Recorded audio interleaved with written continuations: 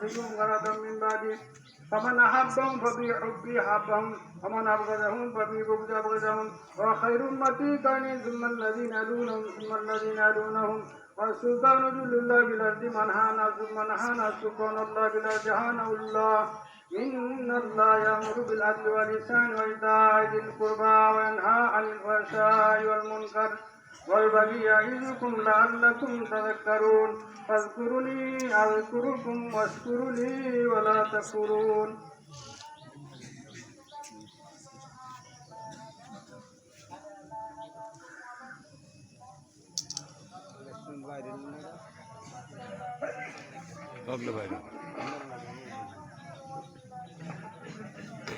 الله أكبر الله أكبر لا إله إلا الله والله أكبر الله أكبر ولله الحمد